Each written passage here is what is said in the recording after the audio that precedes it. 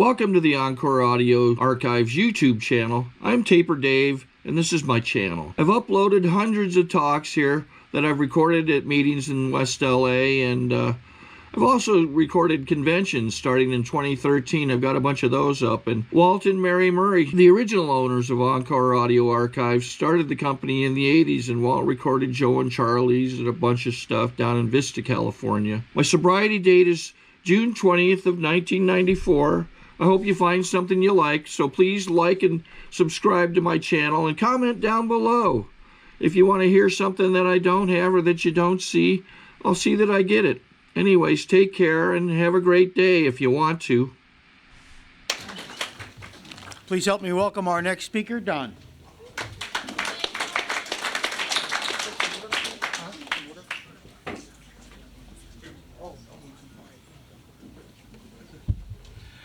Hi guys, I'm Don Mitchell. I'm a grateful alcoholic.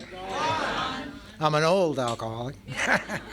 I got two things going on this year. In May, I will be 27 years sober, and I'll be 68 years old, so it's over for me. I'm done. I've done about the rest of it. You all look like new people, you know, bright and shiny. I've had a few problems since I've been sober. My heart has given me quite a few problems. I've had a couple of open heart surgeries. My heart's been bypassed so many times it's getting an inferiority complex. You know, the doctor said they're gonna put a zipper on my ass. It's gonna be easier to get to it the next time, and that's why I was out there having a cigarette before I came in here. I'm a real slow learner, but I love this program. It's given me a life that I shouldn't have. I should be in a hole somewhere pushing up daisies, you know. And God has given me a chance to. I get a thank you, Brandy. I should be pushing up daisies. A lot of us should be. You know, we get a second shot at this deal. I'm not going to stand up here this morning and tell you how to work your program, and I'm certainly not going to tell you how to work my program. I might mention that you might work the program that's in that blue book, because that's what they told me, you know. Nobody can tell an alcoholic anything anyway, you know. I'm going to tell you what happened to me since I got to the program of Alcoholics Anonymous a little bit before. I was a daily drunk. When I was 41 years old, I was absolutely out of everything, and I had had everything.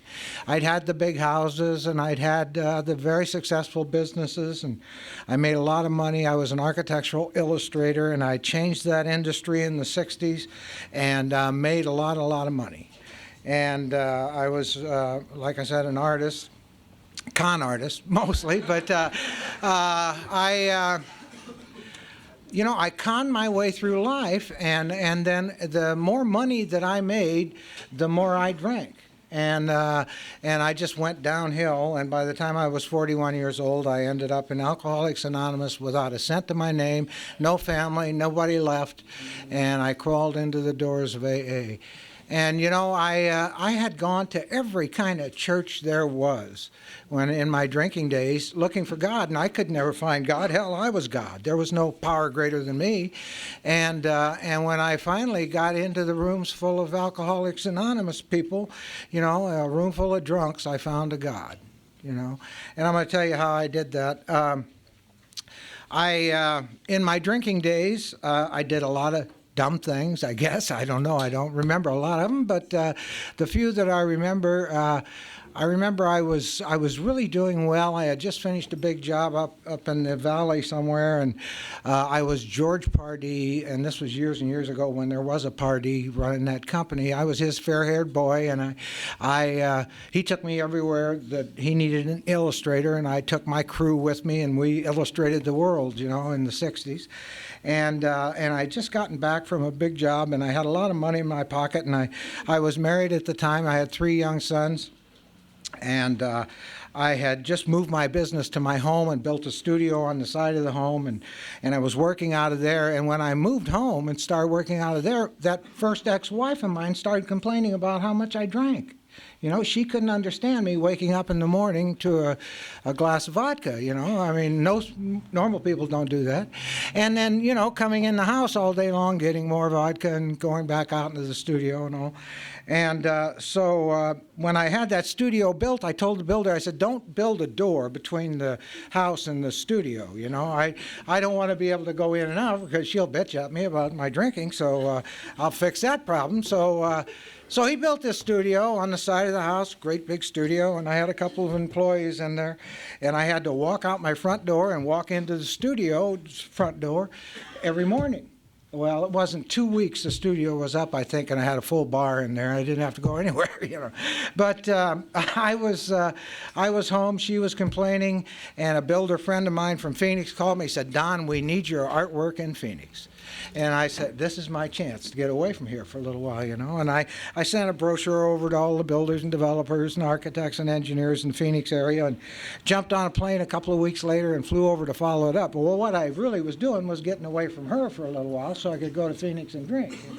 And I did. I went to Phoenix and I got, you know, plastered, and I did call on a few people, and they all said, oh yeah, we could use you here in Phoenix, and that's all I needed to hear. And I called her a couple of weeks later and I said, would you put the boys on a plane, fly over here? This is where we're going to live, you know. And she did. She flew over. I took them around town, showed them the whole place over there, and I took them back to the airport, and I said, now look, you get on the plane, you fly home, you close the business and sell the house, and I'm staying here. You know, and I don't think normal people do that, but that's what I did. And she did that, and I stayed in Phoenix, and I conned a builder over there into building this custom home in a town called Glendale. And at the time, Glendale, Arizona was nothing but sand and a few cactuses, you know. And he had this tract of custom homes, and one fell out, and he customized it for me, and I had this beautiful studio built on the top of this home.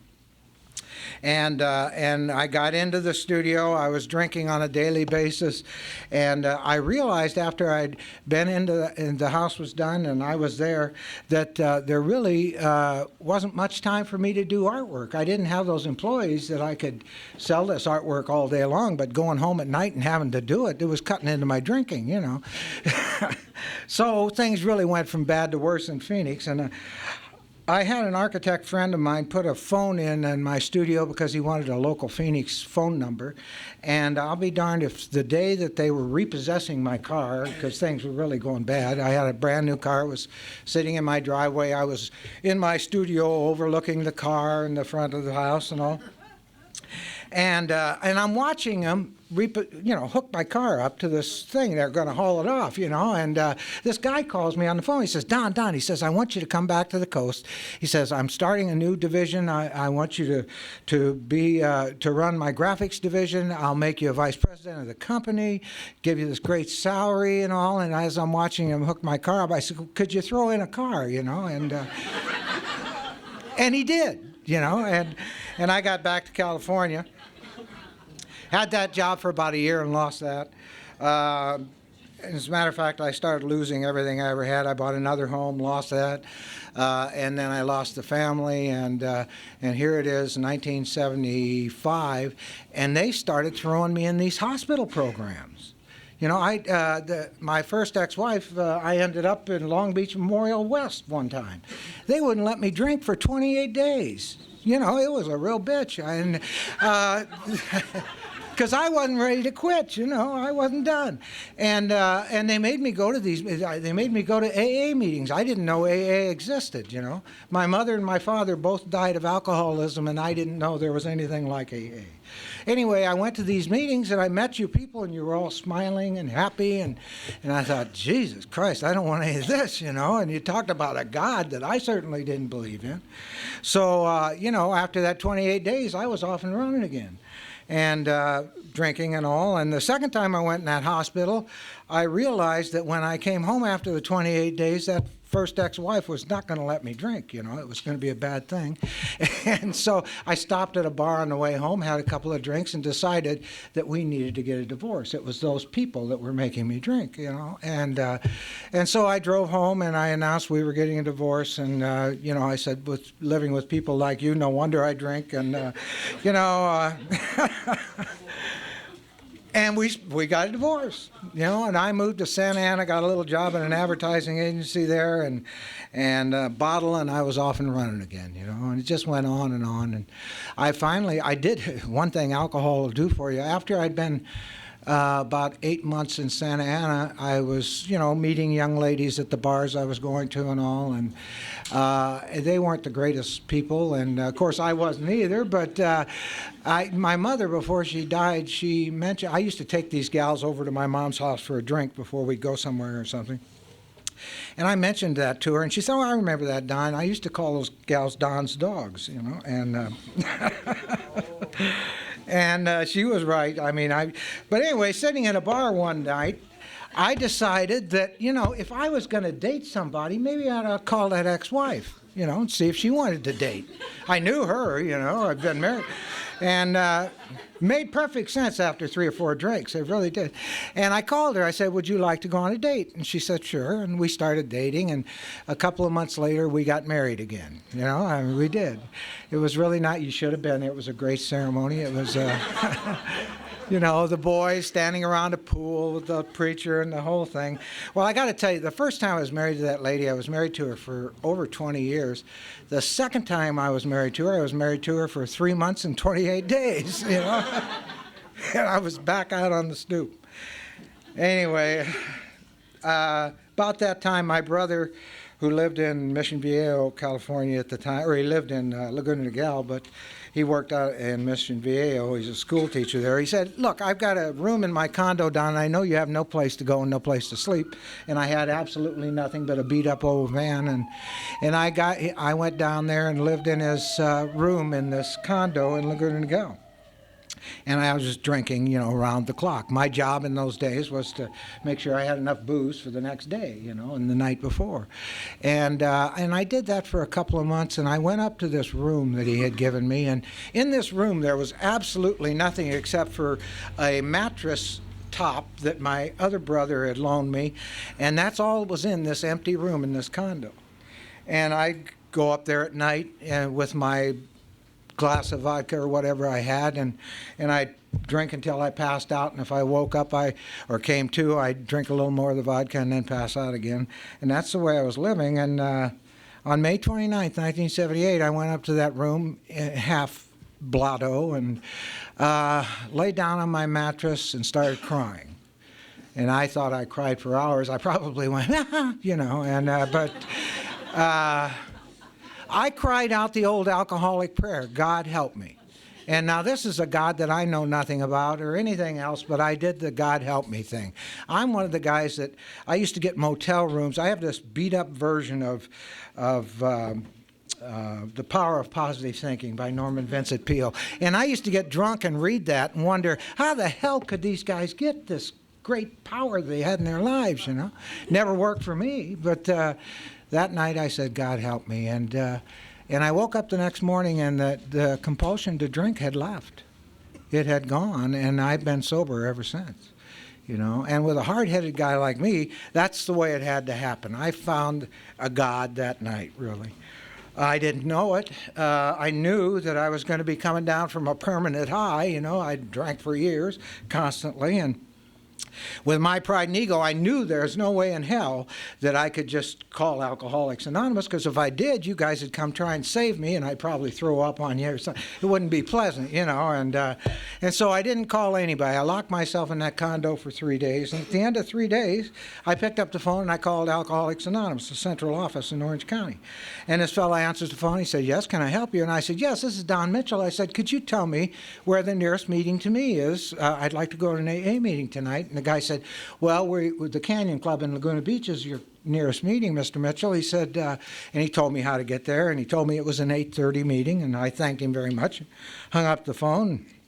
That night, I took a shower, I shaved, I put on my cleanest dirty coat, you know, and I got in my old beat-up van, and I drove to the Canyon Club in Laguna Beach, and I walked into the doors of the club room, and it was before the meeting, and 2 guys came running out and grabbed me and said, "Come in and sit down before you fall down." You know, I thought I looked great, and and they sat me down, and one fellow leans over and he says, "Well, who are you?"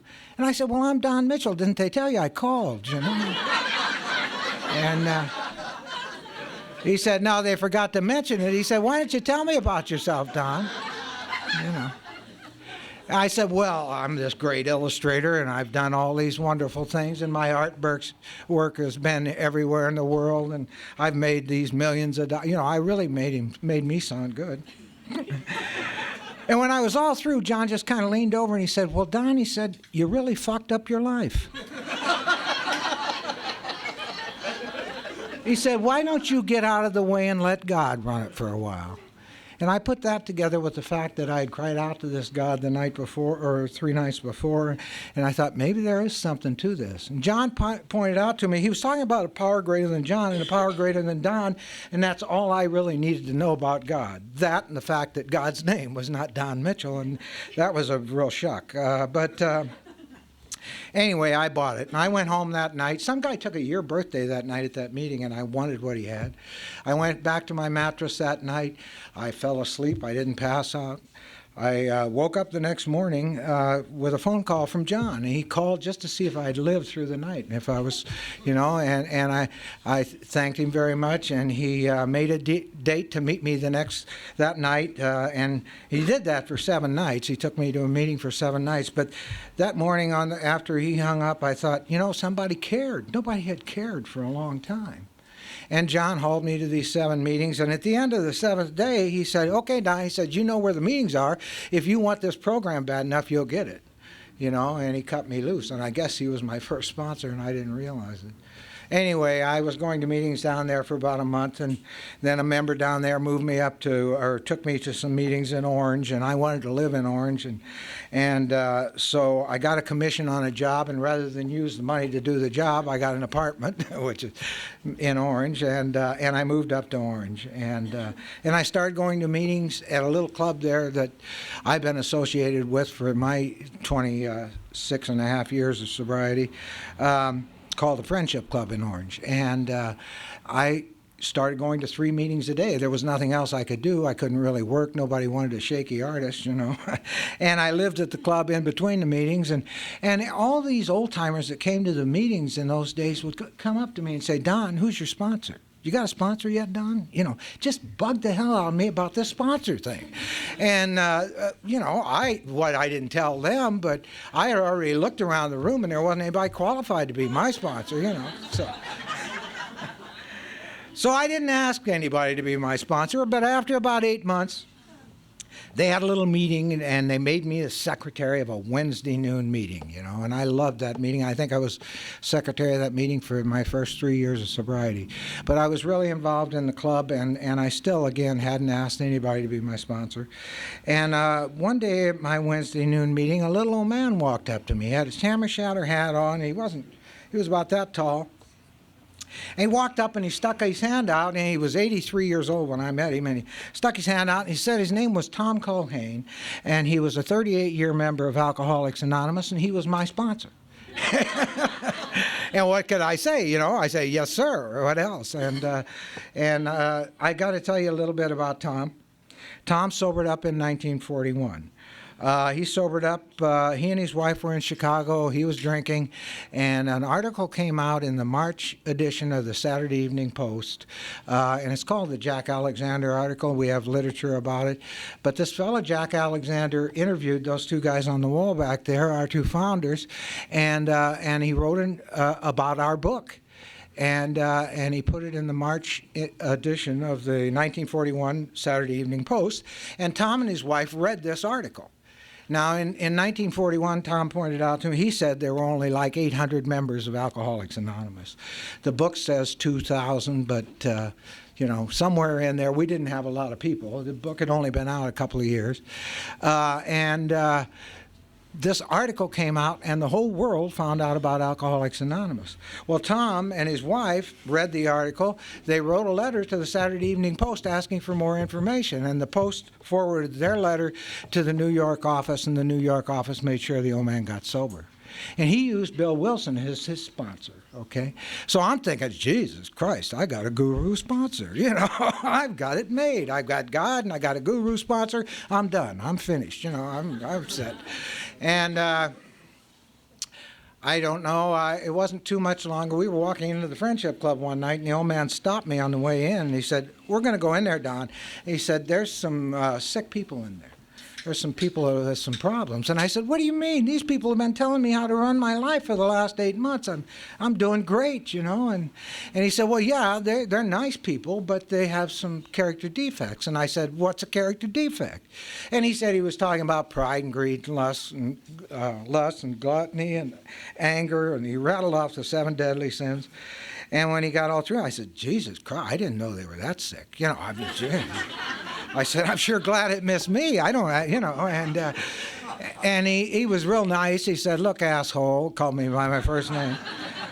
"You've got all those problems, and you know, the only thing that you've done anything about is you worked on gluttony a little bit because you quit drinking. Now, you might get into the book and into the steps of the program." And he assured me that I had done step 1, 2, and 3 the night I got to Alcoholics Anonymous. And after reading the books, I realized I had. And I went through the rest of the steps with the old man. And he was great for me. And he was my sponsor for, I think, the next 4 years. And in that 4 years, I had met another sweet young thing. And I moved into a new apartment, and she lived across the way with her mommy and daddy. And she wasn't on the program, but I was going to the first morning meeting in Southern California that we had started in Tustin. And a guy came out here from Chicago and started this morning meeting. And it was really great because I could go to my morning meeting, and then I could go and spend the evenings with her, you know. And so I figured that I really liked this gal. And I remember I sponsored one guy at the time, and he's still sober today. He's going to be 25 years sober this August. But I said to him, I said, "You know, I'd really like to marry that gal, but I'm a little worried about the difference in our ages. You know, I'm 44 and she's 24, I think it was." And and he looked at me. He said, "Well, Don, did you ever stop to think she might be the mature one in the relationship? You know?" And he was right, and I've never let him live it down. But anyway, I got married, and 8 months later I fell over and had my first heart attack that I could feel, and and my first open heart surgery. And everybody said, "See, you old fart, we told you shouldn't marry that young girl." And but my AA dear friends. I was home recovering from that open heart surgery, and the old man called me. He said, "Don, my lung cancer's come back." I moved to California he moved out here because of his emphysema, his lung cancer, and it had come back. And he said, "And I'm dying, and there's nothing they can do for me at the hospital." And he was 87 years old. And he said, "Could you help me?" And he had moved down to Laguna Niguel because he wanted to be close to the ocean. And I said, "Sure, Tom, I'll do anything I can." And I was able to go down there and be with him and help him every 2 or 3 days a week, and talk about his death. He didn't mind talking about death at all. You know, he was just going through a door. He found that same God that I'd found in Alcoholics Anonymous, and he was so pleased that he was going to be able to go through that door sober, you know. The night he died, his wife called me. She said, "Don, he wants to see you." And I drove down to, I didn't know, he didn't know he was going to die that night. I certainly didn't. But I drove down to Laguna Niguel, and I went in, and he was in a hospital bed in his front room of the apartment, and they stuck a chair next to the bed, and his wife brought me a cup of coffee, and he whispered to me, he could hardly talk. He said, "Don," he said, "tell me about your 12-step calls." He wanted to know that Alcoholics Anonymous was going to live on, you know. And I told him through. I said, "Jesus, Tom, it's funny you should ask that. I had this fantastic 12-step call last night," and I had. Central office had called me, and I called a friend of mine, Roy, and Roy and I went on this 12-step call. Now, this morning at an 8:30 meeting, Roy celebrated his 25th year of sobriety. But anyway, that night I told the old man about this 12-step call. I'll tell you guys a little bit about it. Roy and I went somewhere in Huntington Beach. We knock on this guy's door. The guy comes to the door. He's got a T-shirt on, and that's it. He's naked, you know. And he's got burn marks all over his legs where he's been urinating on himself for days. You can see the bottles and the beer cans behind him in the apartment. It was, if you'd have been on this 12-step call, you were guaranteed a year of sobriety at least, you know. Anyway, I started telling the old man about this 12-step call. I said, "George called me from central office and gave me this fantastic 12-step call." About that time, he stopped me. He said, "Don," he said, "I don't like George." He said, George gets up behind the podium and he talks about all the guys he sponsors. He said, George is a blowhard. And I thought about it for a minute, and I said, you know, Tom, I said, George was doing exactly what he should be doing. He was working at, you know, donating his time at central office. And the old man thought about it for a minute. I could see those wheels going around. You know, his hand came out from under the covers. He patted my hand, and he said, you're absolutely right, Don. George was doing exactly what George should be doing, and I shouldn't be judging him. And I walked out of his place that night, and he died that night. And I realized he gave me the greatest gift anyone can give anyone on this program. He showed me that I could hopefully grow and change right up to the time I die and then die sober, you know. And I'm sure he planned it. He always planned everything. And, you know, he was a sneaky old bastard. But anyway, I loved him to death, and he was gone. He was 42 years sober. And I was sponsorless. And I still had that job at that advertising agency. As a matter of fact, I retired from it about 10 years ago. But I still had the job. And somebody at the agency said, you know, Don, that sponsor that you had passed away, we know somebody, one of our clients here, that we think is on that program you're on. Why don't you call this guy and see if he can help you, you know? And I said, well, that's a good idea. And I called this fellow. This fellow's name was Bill Marcus. And Bill Marcus was one of our clients. He worked for a builder we worked for.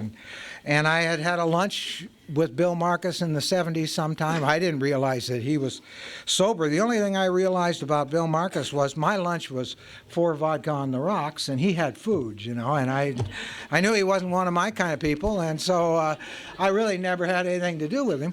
But I called him. When they suggested I call him, and they suggested that you start it with, you know, are you a friend of Bill W's? And so I did. I said, Bill, this is Don Mitchell. I said, are you a friend of Bill W's? He said, yeah, I knew him. And I thought, oh, shit, he thinks I'm talking about the guy at the gas station or something, you know. And what I didn't know was Marcus had been sober since dirt. Bill Marcus, and he knew Bill Wilson, you know. He sobered up in 1944. And he sobered up. He was in the Navy in San Diego, and he used to talk about in 1944 when he sobered up, he'd have to drive all the way to downtown Los Angeles to go to an official AA meeting. AA meetings really didn't start into the 45s. But, yeah, he'd talk about that, and he'd talk about people along the coast that have the book, and they'd have these little groups, and they'd bring out the book and stuff. But it wasn't an official meeting. There was an old hotel here in L.A. that had the AA meeting. Anyway, this man was my second sponsor. He was a great guy, and he was always there for me. Now, Marcus lived in a town called, I think, Corona del Mar at the time. He was my sponsor. I lived in Orange. But he was always there for me if I needed him. Anytime I'd call him, he'd call me back right away, and I try and do that with the guys I sponsor today. Bill Marcus died. He was 48 years sober in 1992, I believe. And about the same time, that sweet young thing that I was married to for all those years, I don't know about the rest of you, but we have a birthday board at our club. And it has a lot, every month, everybody's got the birthdays listed. Well, if you look at the one at our club, there are a lot of birthdays from 1 to 5. And there are a lot of birthdays from 10 to whatever. But there aren't a lot of from 5 to 10s, you know. And I got real clever at 5 years, too. I had it all. I knew it all. You know, I didn't need to go to all those meetings. I didn't need to be that involved. And we lose a lot of people then. And, you know, I didn't drink. I just went to fewer meetings, and my life got worse because I wasn't going to enough meetings and working this program the way I should. You know, and after about at my 10th year, Ms. Wright asked me to vacate the premises. And I ran to the Friendship Club, right back to the club. And I thought, how poor me in a morning meeting one morning. Jesus, my marriage at 10 years is over. I spent the night in a motel. And somebody in the back of the room said, boy, was she a slow learner. You know, and I needed to hear that, you know. Anyway, I thought, maybe, Mitchell, you better start going to a meeting a day for a while, you know. And I made a vow that I was going to try and do that for the rest of my life, and I started doing that. And I needed a new Monday night meeting, and so I went back down to the Canyon Club. Now, I hadn't been down there in 6 or 7 years. I walked into a men's stag one Monday evening, and there was this old guru sitting in the corner, and I figured I better go introduce myself. And I walk up to the guy, his name was Joe Quinn, and I said, Joe, I'm Don Mitchell. I said, maybe you knew my sponsor, a fellow named Bill Marcus, just passed away. He said, of course I knew Bill. Bill helped me get sober when I got here. I said, oh. I said, well, you never met my first sponsor. An old man named Tom Culhane came out here from Chicago, and he said, of course I knew Tom. Tom moved to Laguna Niguel before he died, and he used to come in here, and we'd sit around and we'd talk about Bill Wilson and the old timers. I said, oh. After the meeting that night, Joe came up to me. He said, Don, he said, where can you go that you haven't been for 6 or 7 years and run into a guy that knew both your sponsors intimately? He said, do you possibly think somebody else is running this show other than you or me? And I thought, I like the way this guy thinks. And Joe was my sponsor until we lost Joe about 3.5, 4 years ago. And Joe was 47 years sober when he passed away. It doesn't pay to be my sponsor, you know. I have one, but I don't call him a lot. I don't like to remind him, you know. But, you know, this program works miracles. It's given me a life that I just can't believe, you know. To have these kind of men in my life, Mary Regan, before she passed away, I used her for a sponsor before, while Joe was starting to lose it with Alzheimer's. And, you know, Mary was Clancy's oldest woman sponsoree until she passed away. And she was a dear friend, and she was my sponsor. So to have those kind of people in a drunk like me's life is just not supposed to happen, you know. And I learned so much from them. I sponsor a lot of people today. I'm the guy that the old man was talking about that gets up behind the podium and talks about the guys he sponsors, you know. I'm a blowhard, you know, what the hell. But I sponsor a priest. I got to tell you guys a couple of priest stories. He's taping this. I'm sorry, but I got to tell you. I was the 1999 Orange County Convention chairman, and when you're the Orange County Convention chairman, you know, you pretty much run the convention, and I was sponsoring this priest, and he had just moved up to Santa Rosa to a parish up there. And he was up there, and before he went, I'll tell you another little story about Father Dan. Before he went, I was home working one day trying to get a little job done for a client. And I was trying to find this ruler, a 1/4-inch scale ruler. Couldn't find it. Just going nuts trying to find this ruler. And I couldn't find it. And in the middle of me running all over the place trying to find this ruler, Father Dan calls. And he said, Don, he says, I need to talk. Could you talk to me for a minute? And I said, sure, Dan. And I sat down at my computer and I started listening to him. And he talked for 20 minutes about all the things he was going through and things that were happening in his life. And when he got all through, he said, what do you think, Don? And I said, well, Dan, I think I'd get down on my knees and ask God to help me get through this. And he said, that's a good idea. I'm going to do that as soon as I get off the phone. Now, I'm telling this to a priest, right? And so I get off the phone with him, and I just go back nuts trying to find this ruler, you know. And then it dawned on me, wait a minute, Mitchell. You just told Father Dan to get down on his knees and ask God to help him. I said, why don't you try it, you know? And so I said, you know, okay, and I got down on my knees off my chair in front of my computer, and I said, God, help me find this damn ruler. And I look, while I'm down there, I look over, and there's the ruler. So that's the kind of God shots I get. But anyway, when I was the convention chairman, I called Dan up in Santa Rosa, and I said, Dan, could you come down and could you maybe, open the convention with a blessing or whatever and say some kind of a prayer over dinner and all that? And he said, oh, I'd love to do that, Don. And I said, well, we'll take care of you, and we'll get you down here and all. And he said, great. And the next day he called me back. He said, Don, could I play golf while I'm there in the golf tournament, you know? And I said, sure, Dan, you just come and we'll take care of it. And he came down. He did a great job at the convention. It was wonderful. We had, 3,500, 4,000 people there. It was great.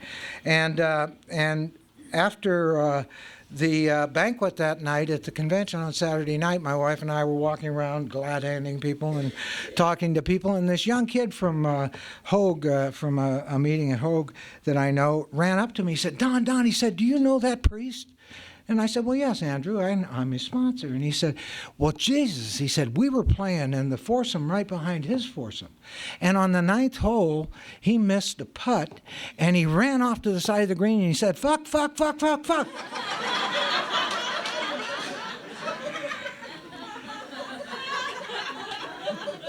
And he said, what do you think, Don? And I said, I guess he's human, you know. I don't know.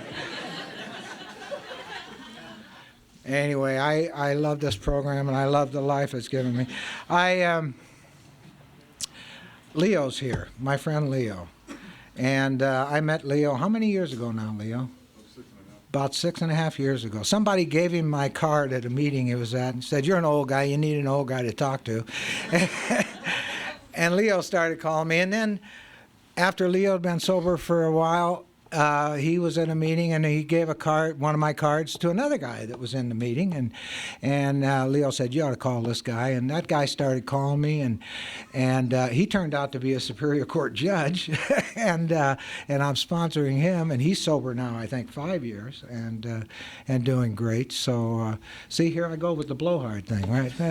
But the one great thing about the judge, for instance, the judge one day, we were sitting in a meeting. Now, judges have a real problem finding God on this program, because if you go into a courtroom, who's God? You know, the judge. And he was having a problem, and he didn't want any, spiritual guy. He didn't believe in any of that stuff. And he said to me one day, he said, Don, he said, could you give me something I could say in the morning that's not a religious prayer or something that'll just help me start my day? And I said, sure, I will, John. And I took a card, and I wrote on the back of it, I said, I hope I'll be less of an asshole tomorrow than I was today, you know. And I gave him that, and I said, now you say that, you know. And it wasn't long, he found God. And but I love these people, and I want to tell you one or two quick stories. I have a meeting in my home on Sunday nights, and this is a meeting that Bill Marcus started in his home in the 60s, and it's just people I sponsor, people my wife sponsor, and we meet together, and everybody gets a chance to share in this meeting. And one night the meeting started, and one of my guys that I sponsor had his hand up. He was just going nuts to talk, you know, and I called in, and I said, yeah, Bill, would you like to share with us? And he said, I'm allergic to Jesus. And I thought, oh God, it's going to be a long meeting tonight, you know. And he started talking about being allergic to Jesus. When he got all through, the person next to him started talking about Jesus and about God and about the Bible and how that was their higher power. There was a gal there that night that we just lost recently, Jane Horton. Jane died with 47 years of sobriety. And for 47 years, Jane Horton went around the country talking about praying to Mr. Peabody. You know, so Jane talked about Peabody, about her higher power. And it went all around the room. Everybody talked about their higher power. And we're holding our hands at the end of the meeting, and I'm holding the hand of a friend of mine, Ed, and Ed happens to be Jewish. And as we're saying the Lord's Prayer, I noticed Ed is mumbling a Hebrew prayer under his breath.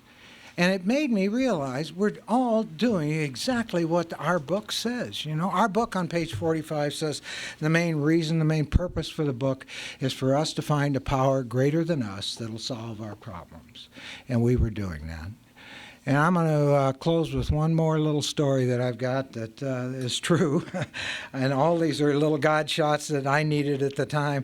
But I was about, I think I was about 15 months sober or so, and I was working on my 9th step. And I knew I had to go back to Phoenix to make some amends, you know. I mean, I really had made a mess in Phoenix. And at the time I was in Phoenix, I weighed almost 300 pounds. And now I'm almost a year and a half sober, and I'm down to 170, and I'm looking really good. I got a new suit, you know. I flew in on an airplane, rented a car. I stuff that I couldn't do 15 months before, or 16 months before. And I'm in Phoenix, and I make the few amends that I could, but I'm looking so good, I want to show off, you know. I mean, my God, I can't waste this, you know. And so I figured I'll drive out to that house that we had built in Glendale. And I drove out there, and I'll be damned if the neighbor that was there when we were there was still there, you know. And I thought, this is my chance. This is where I need to be, and God sent me here. And and I go up to the guy's door, and I knock on the door, and the guy answers the door, and I said, hi, Jim, it's me. It's Don Mitchell. He said, my God, Don, you look fantastic. He said, come in the house. My wife, Mary, won't believe it's you, you know. And I walk in the house, and Mary looks at me. She said, Jesus, Don, you really look great. What happened?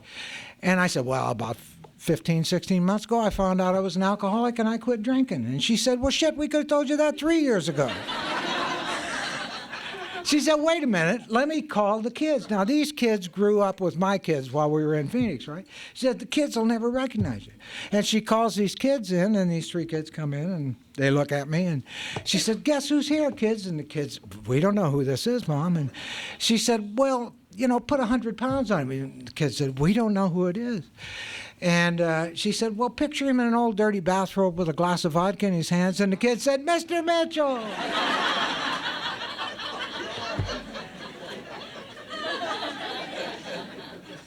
So one more time, I got exactly what I needed.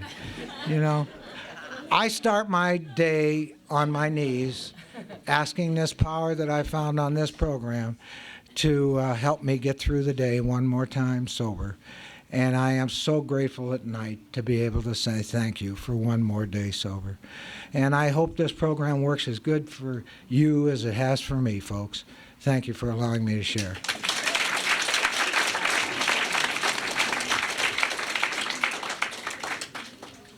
I think we got a great talk going on here. Thanks for watching the channel. Taper Dave here.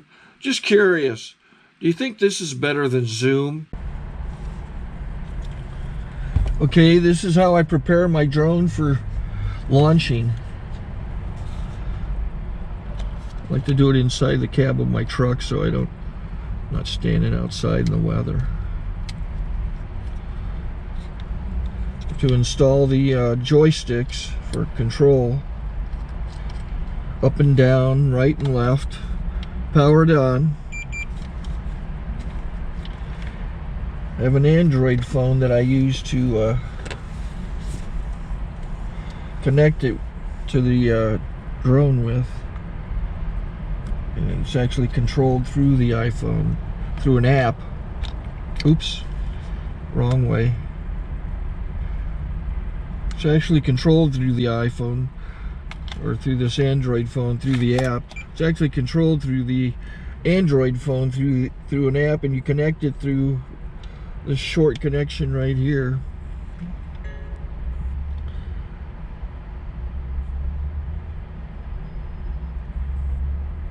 Remote control connected.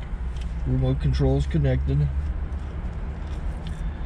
So I pull out the drone. I have to extend the legs, long legs extended first, then the short legs. Remove the gimbal protector. Set that aside, then power it on one short burst and one long burst. I lay it down. So I have to go to calibrate. So the drone's not connected yet. It shows you here as this drone gets disconnected, even though the remote's powered on. So the drone has to establish it's connected. So I go into the app to calibration mode. First I'll calibrate the remote controller. Start calibration. Out, in, oop, out, in, up, down. And then this little wheel is to control the gimbal. So it's calibrated. Go to gimbal calibration, start calibration, and then it calibrates the gimbal. I don't know if that shows up. The gimbal's moving all over the place. Changes, you can see it on the video. And I'm calibrated to take off. It's acquired 7 satellites at the moment. There are 26 satellites up in the sky, which it has to acquire before you can take off. So it's connected. It's got enough satellites. This is white.